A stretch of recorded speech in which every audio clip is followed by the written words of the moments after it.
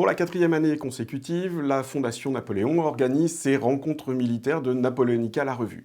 Chaque année, nous explorons une thématique. Nous avons exploré le bilan des guerres napoléoniennes, nous avons exploré la relation entre les civils et le militaire, nous avons exploré également la logistique.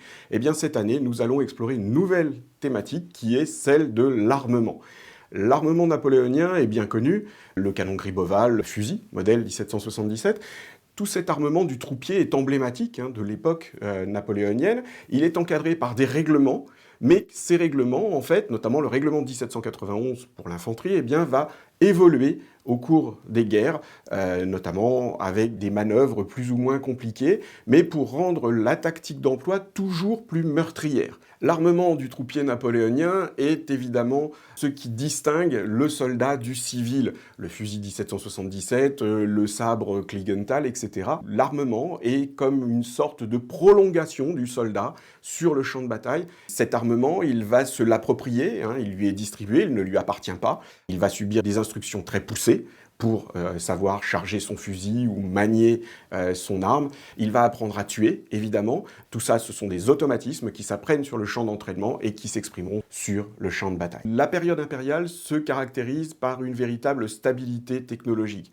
L'armement impérial est en fait l'héritier de l'armement du XVIIIe siècle qui avait connu quelques évolutions au début de l'Empire et pendant le Consulat. Mais aucun camp ne va avoir réellement l'avantage les uns sur les autres, ce n'est que les arsenaux, la production et l'emploi sur le champ de bataille qui vont faire la différence réellement entre les différents belligérants. Ces évolutions vont quand même arriver, mais sur la fin de l'Empire, il va y avoir des recherches, notamment les Britanniques vont utiliser les fusils à la Congrève qui vont être étudiées, mises en emploi côté français. On va également, sur la fin de l'Empire, tester des fusils à percussion en chargement par la culasse. Et donc, on va avoir une véritable évolution sur la fin de l'Empire de cet armement. Il va falloir attendre, évidemment, après l'Empire, où il va y avoir de vraies recherches et on arrivera au modèle plus industriel qu'est le chasse-peau. Ce qui se passe à la fin de l'Empire, en fait, ouvre sur le 19e siècle, sur la révolution industrielle et sur les nouveautés qui vont faire des véritables révolutions, aussi bien dans la poudre que dans les techniques de chargement.